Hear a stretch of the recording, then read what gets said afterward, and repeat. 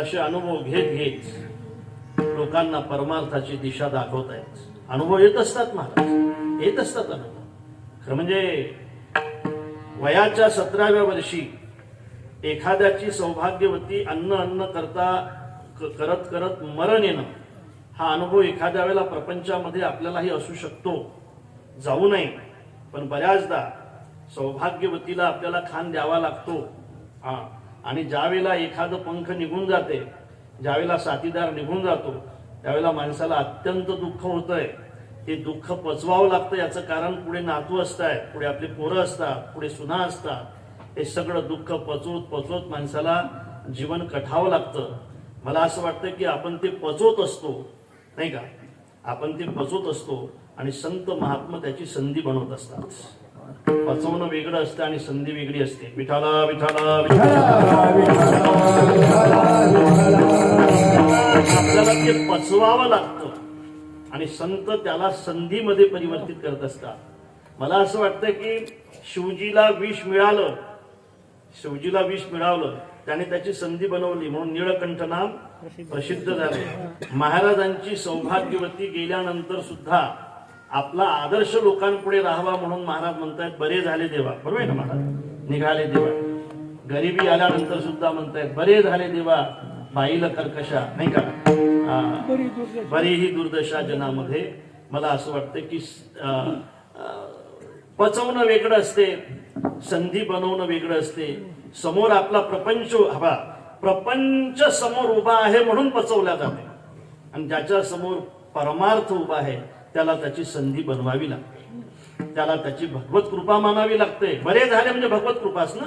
भगवत कृपा म्हणा, हे माझ्यावर जी झाली भगवत कृपाच झाली. अरे महाराजांनी भगवत कृपा मानत असताना एका ठिकाणी अशीही मानली की त्याच्याकडे चिरा संसाराशी, देवाची ते खून आला ज्याचे घरात, त्याच्याकडे चिरा संसाराशी. अरे ज्याच्या ज्याच्या संसारामध्ये आपत्ती असेल समजून चला तुमच्या घरी देव येण्याची खून असेल, देव येण्याची खून असेल. मला असं वाटतं या सगळ्या गोष्टी महाराजांनी आपल्याला अनुभव देण्यासाठी सहन केले. चालेल, आपण थांबणारो आपल्या संकल्पित वेळामध्ये सहन केलंय महाराज. प्रपंचामध्ये आपल्याला सुद्धा काही गोष्टी सहन कराव्या लागतात. काय झालं बाबूराव महाराज, एकाची सौभाग्यवती वारली. वारल्यानंतर तिला बाहेर काढताना चमत्कार घडला की वरचा जो उंबरठा होतो ना तिच्या डोक्याला लागला.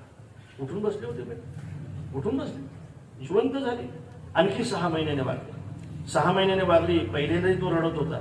6 महिन्याने वारल्यानंतर तो रडत होता आणि रडता रडता म्हणत होता, पाहिजा आता तो उंबरठा लागू नका देऊ.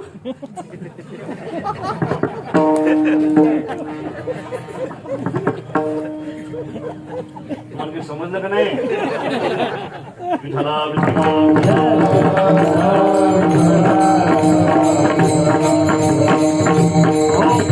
आता बघा, अनुभवाने महाराजांची पावलं पडत राहत आहेत. प्रापंचिक अनुभव सुद्धा महाराजांनी अनेकांना दिले, साधकांना दिले की साधकांनो, तुमच्या प्रपंचामध्ये जर एखादी आपत्ती आली ना त्याला संधी माना. तुमच्या प्रपंचामध्ये जर एखादं संकट आलं ना, ते संकट देवाने पाठवलं असं माना. ऊर्जा घ्या त्या संकटाकडून.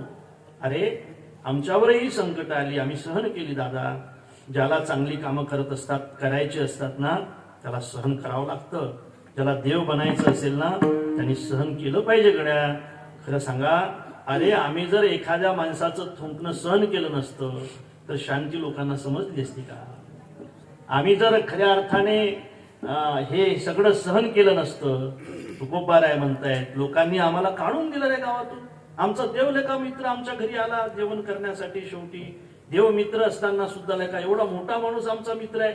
हे मोठा माणूस मित्र असल्यानंतर तो लोक हॉटेलचं बिल देत नाहीत लेका. आमचा एवढा मोठा मित्र आहे आणि एवढा मोठा आमचा मित्र आहे तरी सुद्धा गावातल्या लोकांनी आम्हाला काढून दिलं तरी आम्ही सहनच केलं ना. समजा जर हे सहन केलं नसतं गड्या, वैराग्य समजलं असतं का तुम्हाला? वैराग्य समजण्यासाठी आम्हाला हा अनुभव घ्यावा लागला. शांती समजण्यासाठी आम्हाला हा अनुभव घ्यावा लागला आणि तो देण्यासाठी आम्ही या ठिकाणी आलो. संत लहान होऊन तो अनुभव आपल्याला देत असतात. मला सुरुवात झाली आणि मी तिथेच प्रस्तावना बनवली. खरं म्हणजे विषय असा आहे की मागण्याचा सुद्धा एक अनुभवच आहे, तो असला पाहिजे. विठ्ठला विठ्ठला विठ्ठला.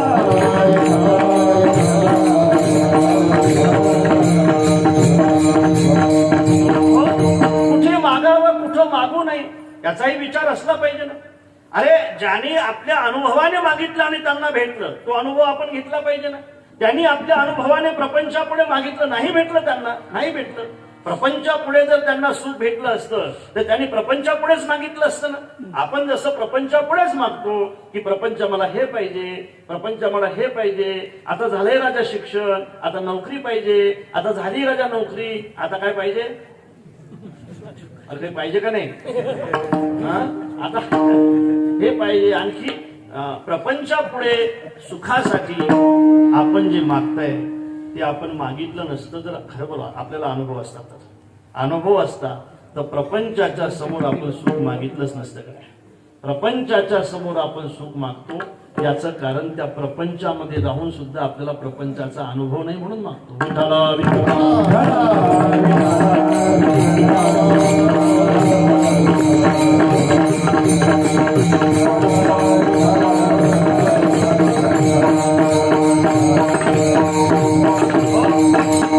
ठाऊकची आहे संसार दुःखाचं सांगितलंय महाराजांनी, अनुभवाने सांगितलं, आणि आपण त्याच प्रपंचाच्या समोर सुखाची मागणी करतो.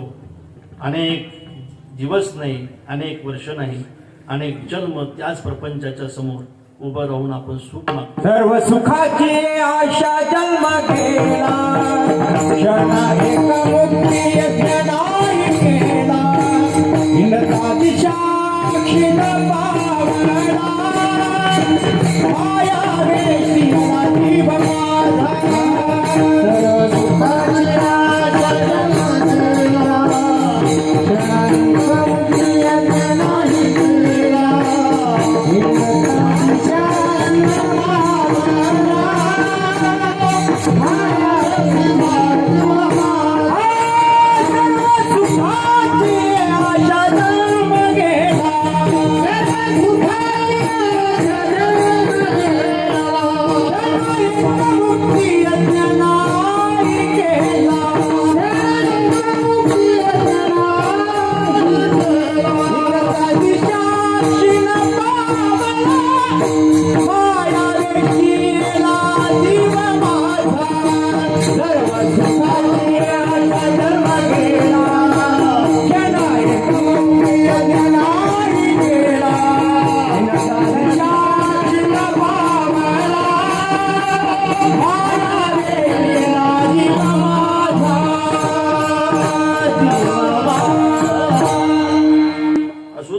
प्रपंच किती मोठा राजा, सुख नाही मिळत, किती दिवस राहिला त्याच्या समोर, कसं काय मिळेल मग तो दुःखाचा असल्यावर तुम्हाला कसं काय सुख देईल. दृष्टांत सांगतो. एक माणूस मुंग्याची पावडर आणण्यासाठी दुकानात गेला. मुंग्या समजतात त्या, मुंग्याच म्हणतात ना, मुंग्या त्या लहान लहान असतात त्याला काय म्हणतात, मुंग्याच म्हणताय बरं का महाराज. मुंग्याची पावडर आणण्यासाठी दुकानात गेला, म्हणजे मुंग्याची पावडर द्या. तू म्हटल्याकडे मुंग्याची पावडर आहे पण आणखी उद्या येईल. अरे मग उद्या कशाला, आजच द्या ना, आमच्या घरात खूप मुंग्या झाल्या. आपले आज नाही देऊ शकत मी, कारण त्या मुंग्याच्या पावडर मध्येच सध्या मुंग्या झालेल्या आहेत.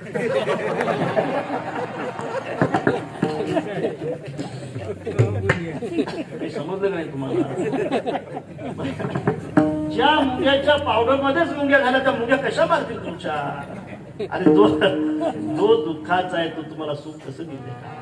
मृत्यूलोकी सुखाची कहाणी ऐकी जेल कवनाची श्रवणी, का सुख निद्रा अंथुरणी इंगळाच्या, जे गावीचा चंद्रशयी रोगी, उदय होय हस्ताला असता की. अरे ज्या गावातल्या चंद्राला क्षयरोग झालेला आहे, धीरे धीरे कमी कमी होता होता अमावस्याला काही दिसत नाही का. ज्या देवाला क्षयरोग झालेला आहे त्या लोकातले लोक कसे काय सुखी असतील. लोक कसे काय, इंगळाच्या अंथुरणी सुखनिद्रा कैशी. अरे निस्तवाच्या अंथुरणी सुखनिद्रा जशी येणार नाही. माझ्या राजानं माझं चांगलं ऐका, ऐकत चालतं. या प्रपंचाच्या भरोशावर तुम्हाला कधीही आणि कधीही सुख भेटणार नाही. असे अनेक श्रीमंत मी पाहिले की शेवटच्या अवस्थेमध्ये तडफडत होते. ज्यांच्यासाठी सगळी इस्टेट कमावून ठेवली तो एकही माणूस त्यांच्या जवळ नव्हता. या आमच्या बीडला आमचा एक वृद्धाश्रम आहे. पहा तिथं श्रीमंत माणसं त्या वृद्धाश्रमात आहे. विचारलंय, काका मुलं किती आहेत? मेलेत म्हणून तर आलो तिथं, जिवंत असतं तर आलो असतो का? पोरं मेलेत म्हणून तर यावं लागलं ना महाराज. मुलं विचारायचे नाही आता नंतर मला दिवसभर झोपलं, रात्रभर झोप येत नाही. अर्थात इतकी मोठी कमाई करून ठेवल्यानंतरही ज्यांच्याकडून तुम्हाला सुखाची अपेक्षा आहे तीच माणसं जर तुमच्या पदरामध्ये दुःख टाकत असतील तर अपेक्षा करताय कोणापासून? तुम्ही करताय कोणापासून? आणि नोकरीपासून तुम्हाला पगाराची अपेक्षा आहे, मुलापासून तुम्हाला सुखाची अपेक्षा आहे, आणि ते मुलं जर देत नसतील तर मग कोण्या प्रपंचापासून तुम्ही सुखाची अपेक्षा करताय? कोण्या प्रपंचापासून सुखाची अपेक्षा करताय तुम्ही? ज्यांच्यापासून सुखाची अपेक्षा करताय तेच जर दुःखाचं कारण असेल तर सुख मिळेल कोण दादा? विठाला विठाला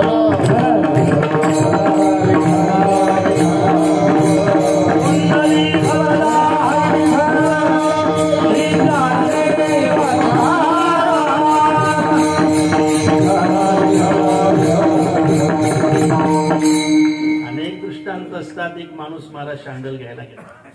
शांडल एक अशी चांगली शांडल द्या म्हणे, बरं का, चांगला आहे, चांगली शांडल द्या म्हणे, अशी मजबूत द्या, लवकर तुटली नाही पाहिजे. त्या माणसाने विचारलं, कोणाला पाहिजे? म्हणजे आमच्या सौभाग्यवतीला पाहिजे. बरं का, सौभाग्यवतीला शांडल पाहिजे. अरे म्हटलं पण त्याचं माप पाहिजे ना. अरे ज्याला शांडल पाहिजे त्याचं माप लागणार आहे की नाही? जोरदार खरं सांगा. ज्यांना शांडल घ्यायची आहे त्याचं माप तर लागेल ना. त्याने लगेच आपली पाठ दाखवली, हे सकाळचंच माप आहे.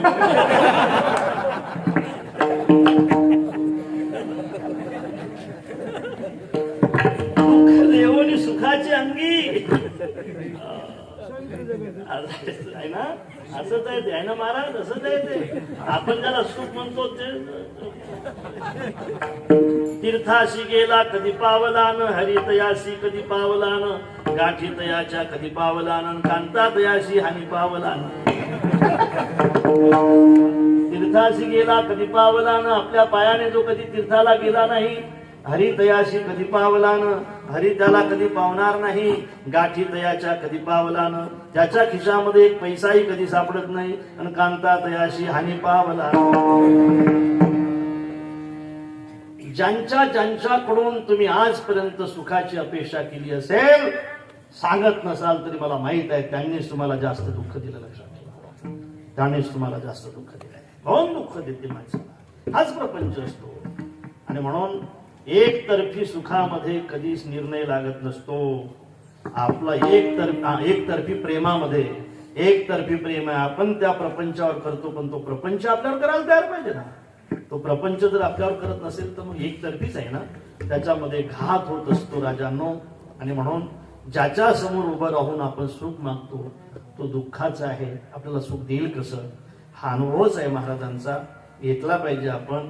पाहिजे असेल तुम्हाला सुख, पाहिजे असेल प्रेम, सुख प्रेम पाहिजे असेल तर हे फक्त देवाचं देणं आहे. आणि देवाचंच हे प्रेम देवाचे हे देणे, प्रेम हे देवाचंच देणं असल्यामुळे महाराज आज प्रपंचाच्या समोर उभे नाही, देवाच्या समोर उभे आहे. आणि काय मागतायत? फक्त प्रेम मागतायत अभंगाच्या दुसऱ्या चरणात.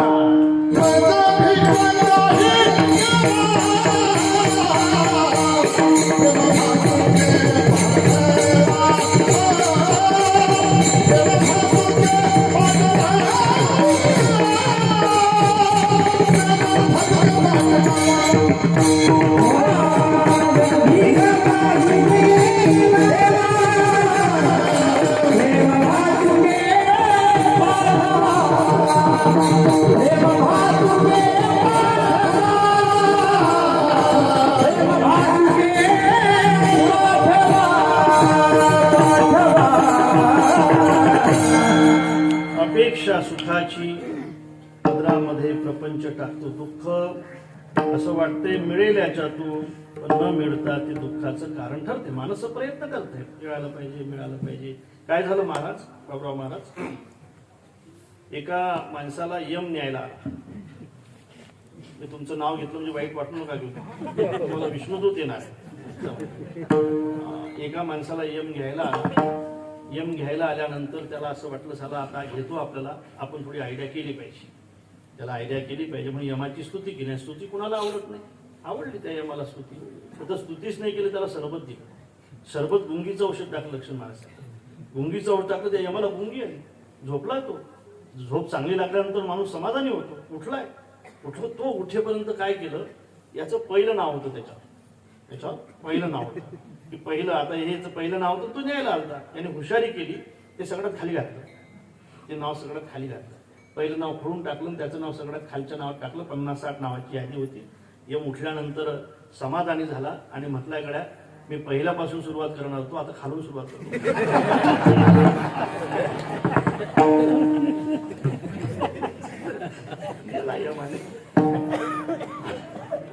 जे माणूस किती चुकवायचा प्रयत्न केला तरी जे पडायचं ते दुःख पदरामध्ये पडल्याशिवाय राहत नसते. म्हणून माझे महाराज आज प्रपंचासमोर उभे नाहीत, देवासमोर उभे आहेत. मज भीक काही देवा.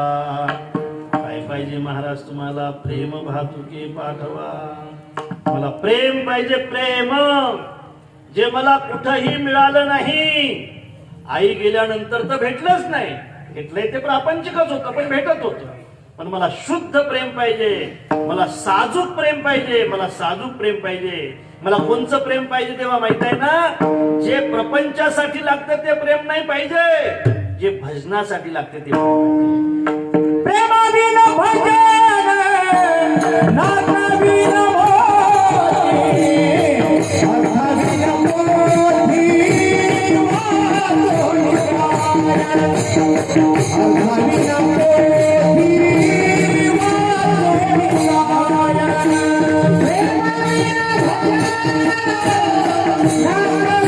मोती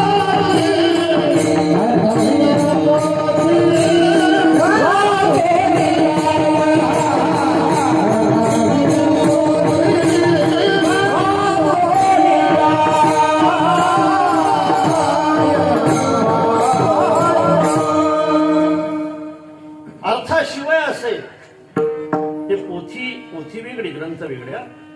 ती पोथीच असेल, उपयोग काय? अर्थाशिवाय असेल याचा अर्थ कसा?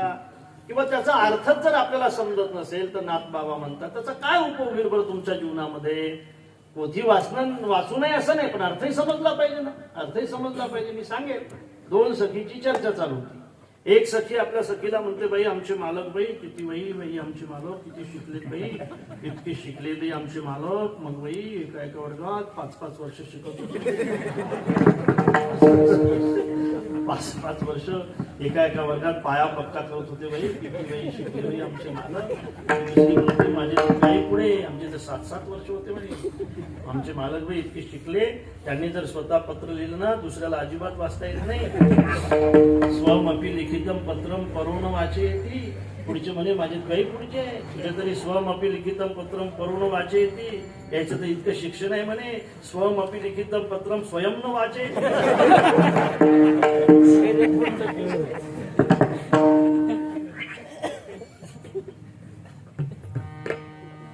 असंच ना? अर्थात अरे वाचताही आलं पाहिजे, अर्थही समजला पाहिजे ना, समजला पाहिजे. भजन मी असं नाही म्हणत करताही आलं पाहिजे, पण आलं तर खूपच चांगलं आहे. करताही आलं पाहिजे, त्यात प्रेमही असलं पाहिजे, नाकही असलं पाहिजे, नथही असली पाहिजे. फक्त नथ असून काय उपयोग आहे? नाक नसेल तर? फक्त पोथी असून काय उपयोग आहे? अर्थ कळत नसेल तर? फक्त भजन करून काय उपयोग आहे? प्रेम नसेल तर? प्रेम असेल तर महाराज खरं सांगू का, स्वराची गरज नाही. गिरीधर लाल तो भाव का भूका, गिरीधर लाल भाव का भूका, राग नहीं जान भूका, गिरीधर लाल तो भाव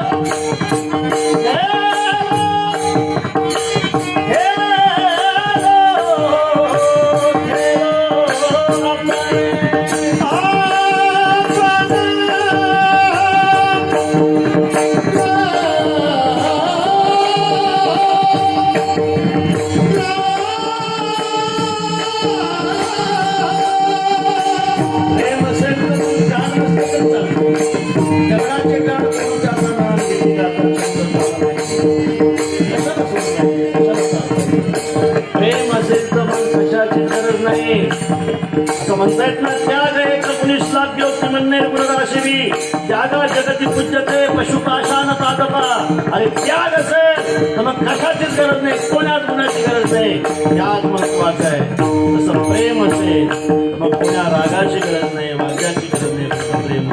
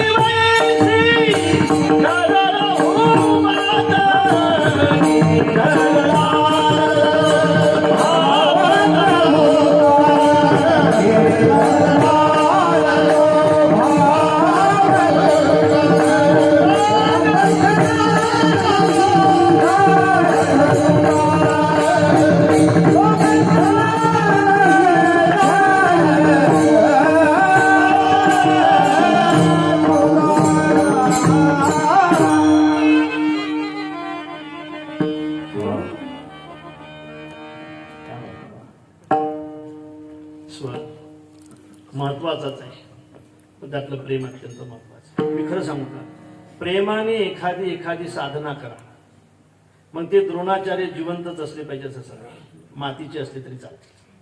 मातीचा द्रोण केला तो भाव ओडिया भाव, मग ते गुरु जिवंतच असले पाहिजे तसे नाही. म्हणजे समाधीस्थ असले तरी चालतील, तरी सुद्धा 183 वर्षानंतर सुद्धा आपली इच्छा ती पूर्ण केल्याशिवाय राहणार नाही. फक्त प्रेम, फक्त भाव. नक्की काय भावाने काय होत नाही रे, भावाने काय होत नाही, नाही का. भावा एकासाठी महाराज म्हणतात. हो. आणि म्हणून प्रेम ही गोष्ट अत्यंत महत्वाची आहे. आणि ते प्रेम हे देवाचं देणं आहे. प्रेम देवाचे हे देणे. म्हणूनच महाराज म्हणतायत, मज भीक काही देवा, प्रेम भातुकी पाठवा. दुसरं मला जन्मोजन्मी भजन करायचं आहे. भजनासाठी प्रेमाची अत्यंत गरज आहे. म्हणून मज भीक काही देवा, प्रेम भातुकी पाठवा. विठ्ठल विठ्ठल.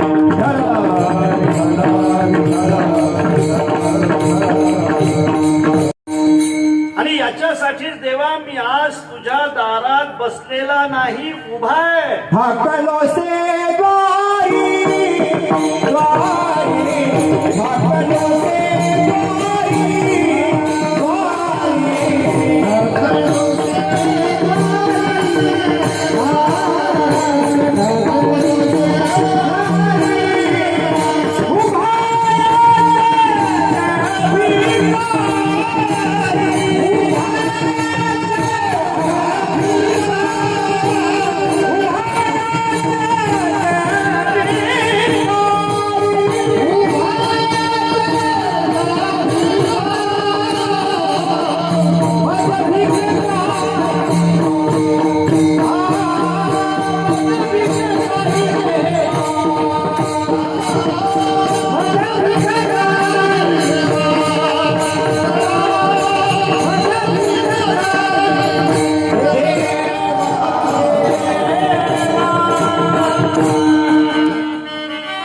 एक गोष्ट सांगू का, सेवकाने सुखाची इच्छा करायची नसते महाराज, आणि भिकाऱ्याने सन्मानाची इच्छा करायची नसते. जो सेवक सुखाची इच्छा करत असेल तो सेवक कसा, कितीही त्रास झाला तरी त्याने सेवाच केली पाहिजे. सेवा धर्म स्वीकारला ना, मग केली पाहिजे सेवा. माझ्या हनुमंतरायाने सेवा धर्म स्वीकारला ना, अखंड सेवा केली. लक्षात ठेवा, ज्यांनी सेवा धर्म स्वीकारला असेल त्याने सेवाच करायची असते. किती मोठं संकट आलं तरी ते निभवायचे असते. आले जीवावरी तरी तुका म्हणे करा सेवा. म्हणून सेवकाने सुखाची इच्छा करायची नाही. माझं लिहून ठेवा. तुम्हाला काय वाटते मला माहित नाही, पण जी माणसं सेवेची संधी मागत असतील आणि सुखाची इच्छा करत असतील ना, ते सेवकच नाहीत. 100% नाहीत, 100% नाहीत. स्नेहोदयांच सौख्यंच यदिवा जानकीमपि, आराधनाय लोकस्य न मुंचते नास्ति मी व्यथा. रामप्रभू म्हणताय, भरता राजा कसा असला पाहिजे सांगू तुला. त्यांनी स्नेहाचा त्याग केला पाहिजे, त्यांनी दयेचा त्याग केला पाहिजे. अरे दिवा जानकी मपी, हा जानकीचा सुद्धा त्याग करायची पाडी आली तरी त्यांनी केला पाहिजे. पण लोकांनी दिलेल्या शब्दाचा मात्र कधी त्याने त्याग नाही केला पाहिजे. तो राजा असू शकतो. सेवेची संधी मागायची आणि नाही का सेवेची संधी मागणाऱ्या माणसाने कधीही सुखाची इच्छा करायची नाही. सगळं सर्वस्वाचा त्याग करायची पाडी आली तरी चालेल, पण त्याने तो केला पाहिजे. दिल दिया है जान भी देंगे. मला असं वाटतं की हे गाणे इलेक्शनच्या वेळेला वाजू नये, त्याच वेळेला नेमके वाजवल्या जातात, हे त्यावेळेला वाजू नये. मी खरं सांगू का, हे जे पद आहेत ना हे कीर्तनात म्हणले पाहिजे. माझं मत असं आहे. हर करम अपना करेंगे हे वतन तेरे.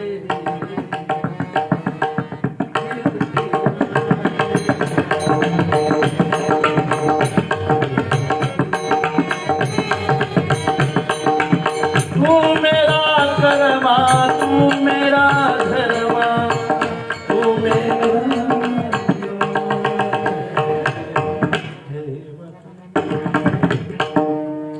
सेवा करणाऱ्या माणसाने सुखाची इच्छा कधीही करायची नाही. जे सुखाची इच्छा करत असतील ते सेवक नाही. तुम्ही जरी त्यांना खूप मानत असले तरी ते सेवक नाहीत. सेवक ते आहेत की सेवा धर्म स्वीकारल्यानंतर ते सुखाची इच्छा करत नाहीत. सेवकाने सुखाची इच्छा करायची नसते आणि पुढे ऐका, भिकाऱ्याने सन्मानाची इच्छा करायची नसते. अरे तो भिकारी सन्मानाची इच्छा करत असेल तो भिकारी कसा भिकारी? तो भिकारी असूच शकत नाही दादा, तो भिकारी असू शकत नाही. आणि म्हणून महाराज म्हणतात, मी भिकारी आहे, मी आज याचक म्हणून तुझ्याकडे आलो. मी भिकारी याचक आहे, मी म्हणजे गरीब याचक आहे, मी काही श्रीमंत याचक नाही. आणि श्रीमंत याचक असू शकताय, श्रीमंत याचक असू शकते. बिचारे गरीब याचक असतील ते रोज बाहेर पडताय आणि श्रीमंत याचक असतील ते 5 वर्षाने बाहेर पडताय. पण पडतातच ना, पडावंच लागतंय ना. भिकारी म्हणून पडावं. जे याचक असतील, भिकारी असतील, ते बिचारे काही भिकाऱ्यांना रोजच मागावं लागते, रोजच मागावं लागते. काही भिकारी 5 वर्षाने एकदा का होईना पण मागण्यासाठी बाहेर पडतायत. बघा, बसून मागत नाहीत, उभं राहून मागतायत. आणि म्हणताना सुद्धा म्हणावं लागते, आम्ही उभे आहोत.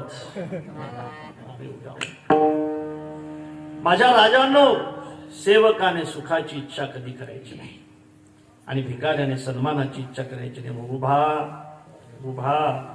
उभा याचक भिकारी, मी तुझ्या दारात उभा आहे देवा, आणि तुझं घेतल्याशिवाय मी जाणार नाही. तुझे म्या घेतल्या वाचून येथून नवजे वचन, हाची माझा नेम सत्य जाण आहे. नाही म्हण तू का म्हणे, तुझे म्या घेतल्या. अनेकदा बोलावलं तसंच परत पाठवलं. आता तसा जाणार नाही, आता उभा आहे, हा उभा आहे, आता घेतल्याशिवाय जाणार नाही. आणि म्हणून महाराज उभे आहेत. उभा याचक भिकारी. काय पाहिजे महाराज? मज भीक काही देवा, प्रेम भातुकी पाठवा. जन्मोजन्मी देवा, मला तुझं भजन करायचं आहे, म्हणून मला भीक भजनाची, प्रेमाची पाहिजे. भजन कुठंही आणता येईल, कुठूनही शिकता येईल, कुण्याही गुरुकडे जाऊन भजन शिकता येईल. पण प्रेम मात्र गुरुकडून भेटत नसते. प्रेम खऱ्या अर्थाने अंतःकरणात असलं पाहिजे. आणि नाही का, कंठी प्रेम दाटे नैने नीर लोटे, प्रेम दाटे नैने नीर लोटे. जय प्रगटे रामरूप, जय प्रगटे उपजे आवरी राम नामे उपजे देवालाच मागायचं आहे, भजनासाठी गरज आहे. म्हणून माझं भीक काही देवा, प्रेम भातुके पाठवा. एक गोष्ट नियम ठेव देवा, हे लक्षात ठेव, ज्याला द्यायचं असते त्यांनी असं दिलं पाहिजे की मला असं वाटतंय की तू जर आमच्या एकझारा घेतल्या नाही का, एखाद्या देणाऱ्या माणसाने नाही का घेणाऱ्या माणसाची जर एरझार घेतली आणि त्या एरझारीत याची एरझार संपली तर उद्या तुला काय भरोसा आहे? उद्या कशाला बोलतो की आश्चर्य आहे.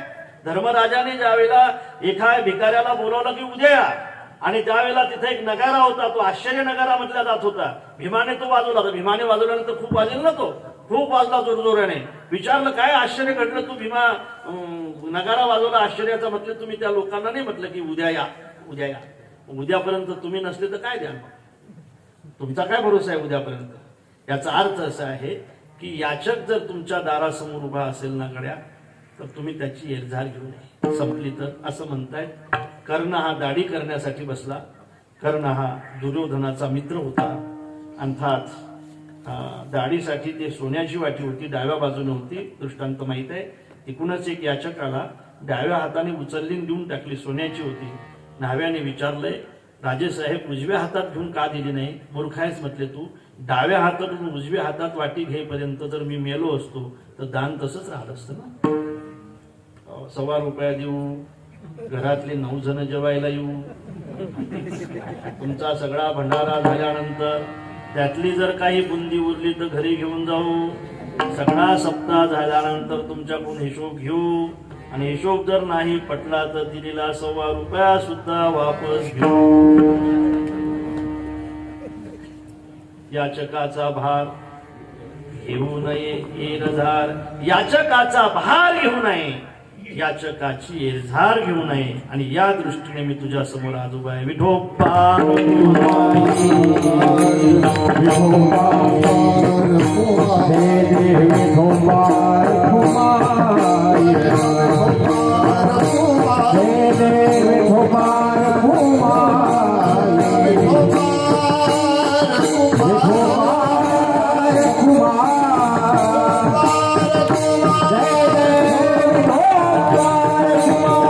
भार आणि याचकाची एरझार घेऊ नये असंही महाराज भगवंताला म्हणतायत.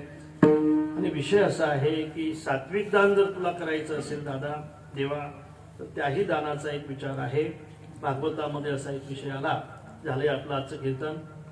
भागवतामध्ये असं सांगितलं जाते, अभिगम्योत्तमम दान, उत्तम दान, मध्यम दान, कनिष्ठ दान आणि निष्फल दान.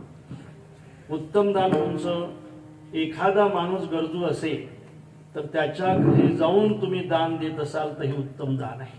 गरजू असेल आणि वैरी असेल. त्यांनी उदाहरण दिलं, पत्र पुष्प छाया फळमूळ धनंजया, वाटेचा न चुकी आली या वृक्ष दैसा, अर्जुनात या नावदा.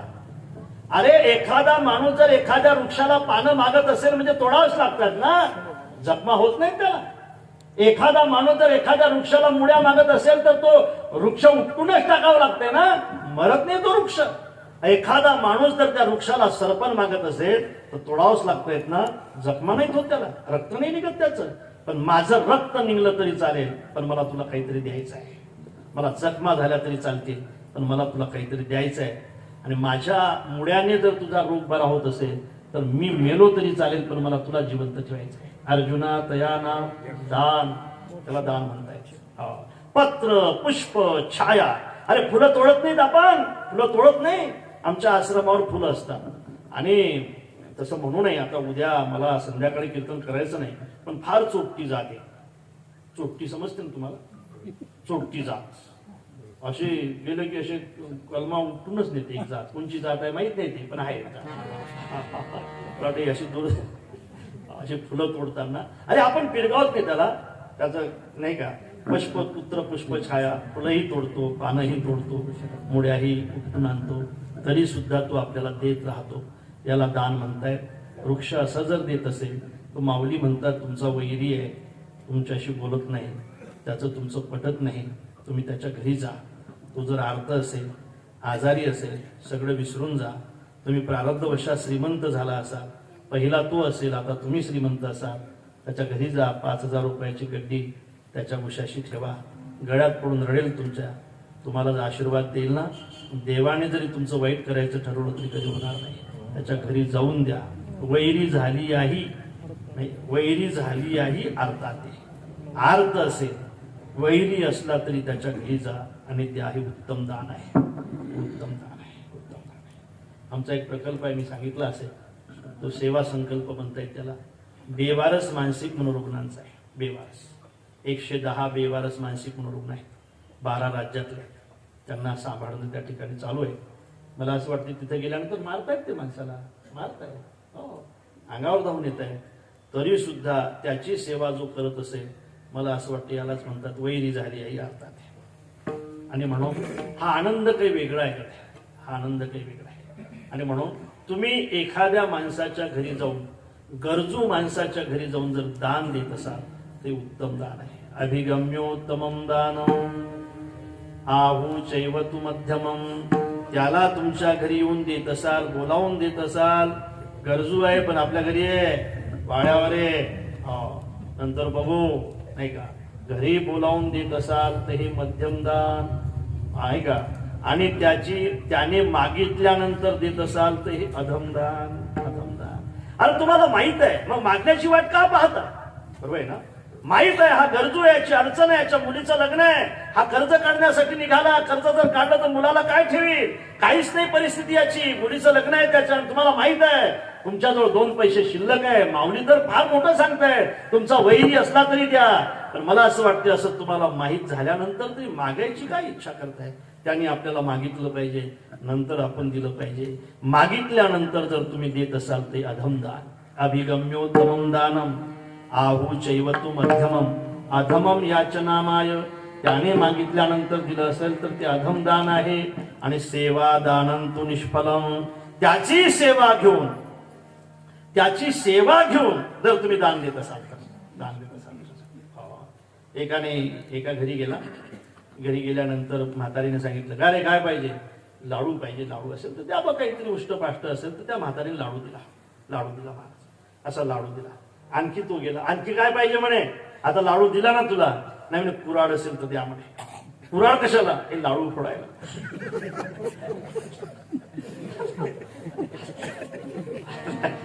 हा लाडू दिलाच म्हणे, मला पोटात जा असं जर तुम्हाला वाटत असेल तर कुराड द्या, लाडू फोडून खातो म्हणे. सेवा घेऊन जर एखादं दान देत असेल तर ते खरं दान नाही.